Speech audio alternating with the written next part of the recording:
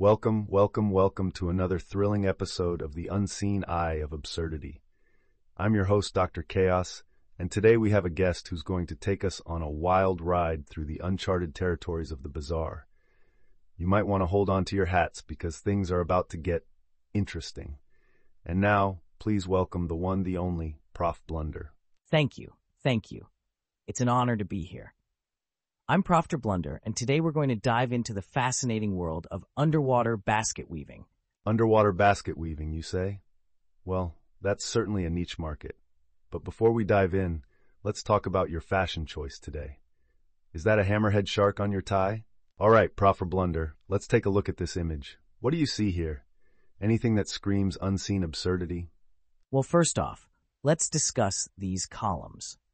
They're not just any columns. They're ancient Roman columns that have been magically transported to this modern-day setting, probably by a time-traveling squirrel.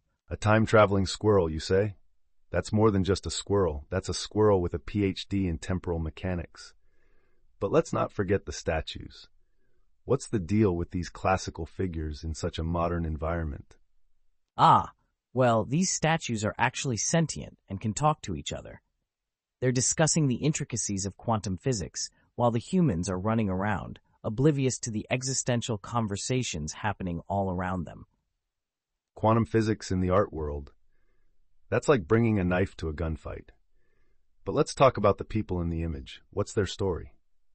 They're all trying to capture the essence of the statues in their phones, but they're failing miserably because the statues keep moving, making it impossible to get a clear shot. That's hilarious. It's like trying to photograph a greased pig.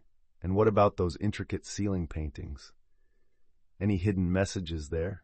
Oh, absolutely. Those paintings are actually a map to the lost city of Z. Anyone who can decipher them will become incredibly wealthy and possibly cursed. A map to the lost city of Z. That sounds like a fantastic adventure or a terrible reality TV show. But let's not forget the most important part, the roasting session. What do you think of the ceiling design? Well, it looks like someone tried to replicate the Sistine Chapel, but forgot to hire Michelangelo. It's a bit of a mess, honestly. A mess indeed. It's like they ran out of paint and decided to fill in the rest with crayons. But we can't forget the overall aesthetic of this place. It's a mix of the ancient and the modern, like a historical romance novel gone horribly wrong. And there you have it, folks, a deep dive into the absurd world of ancient columns, sentient statues, and time-traveling squirrels. It's been a wild ride, hasn't it? Remember, if you're ever feeling down, just look at this image and say, at least my life isn't this absurd. Absolutely.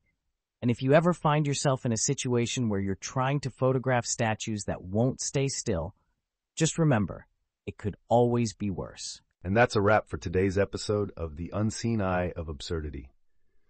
Thanks for joining us, Prof. Blunder. And remember, listeners, your therapists are probably questioning their life choices right now. Until next time, stay absurd. Yes, stay absurd. And if you ever want to discuss underwater basket weaving, just give me a call.